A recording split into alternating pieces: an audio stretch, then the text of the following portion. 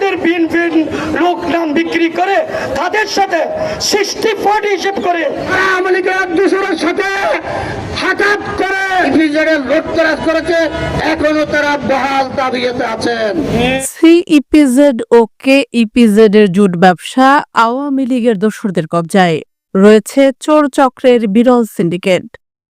বন্দরনগরী চট্টগ্রামের সিইপিজেড ও কেইপিজেড এলাকার জুট ব্যবসা এখনো রয়েছে আওয়ামী স্বৈরাচারীর দোসরদের কবজায়, এমন অভিযোগ তুলে মানববন্ধন করেছে সচেতন নাগরিক সমাজ। তারা দীর্ঘ 15টি বছর এই দেশকে চষে খেয়েছে, ইপিজেডের লুটতরাজ করেছে।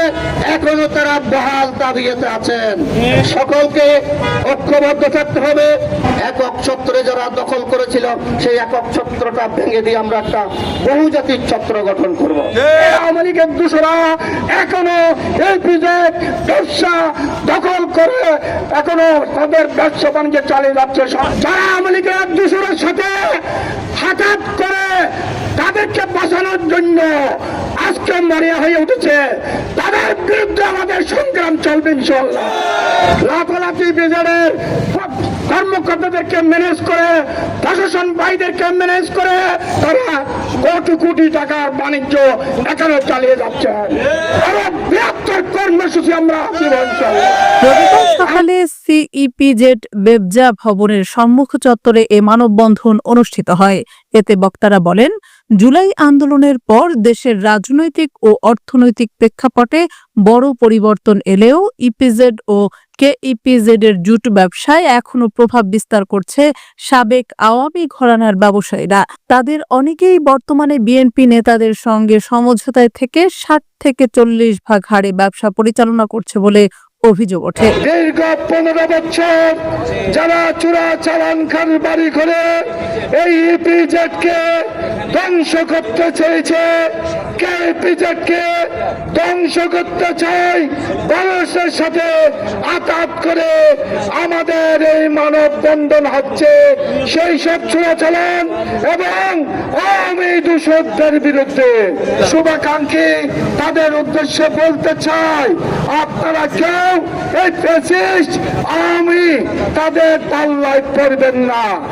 আজকে 20-22 বছর যেই দূষণরা আজকে এই বিচার দখল করে রেখেছেন, কিছু মুখোশধারী আমাদের বিএনপির লোক নাম বিক্রি করে তাদের সাথে 60-40 হিসেব করে তাদেরকে দিয়ে আজকে তারা এখানে অরাজকতা সৃষ্টি করে। দূষকদের সাথে যারা আঘাত করে ব্যবসা বাণিজ্য চালিয়ে যাচ্ছে তাদের বিরুদ্ধে আমি এই মানববন্ধন থেকে তীব্র নিন্দা জানাচ্ছি। আওয়ামী লীগের দূষকদেরকে আশ্রয় প্রশ্রয় দিচ্ছে, তাদেরকে আমি দৃষ্টি আকর্ষণ করে বলছি, তোমরা সতর্ক হয়ে যাও, নাহলে দূষকদের সাথে তোমাদেরকে আমরা গণপিটানি দেওয়ার জন্য।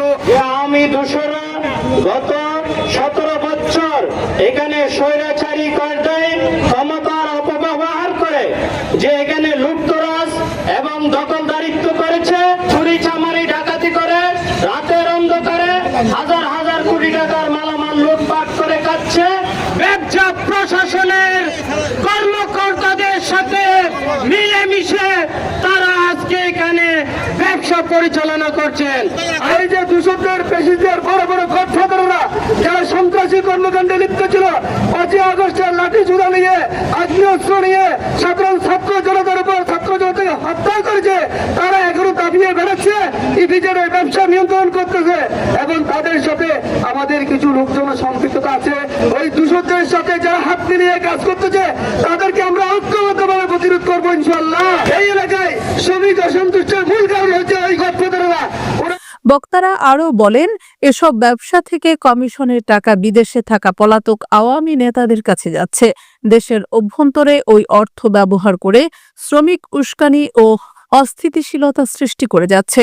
ইপিজেডে আওয়ামী দোসরদের একটি চোর চক্রের বিরল সিন্ডিকেট রয়েছে, যারা প্রতিনিয়ত রাতের আঁধারে প্রশাসনের কর্মকর্তাদেরকে ম্যানেজ করে কোটি কোটি টাকার পণ্য পাচার করে আসছিল। এখনো তারা সক্রিয় রয়েছে। বর্তমানেও তাদেরকে মদদ দিয়ে যাচ্ছে বিএনপির কিছু মুখোশধারী নেতারা।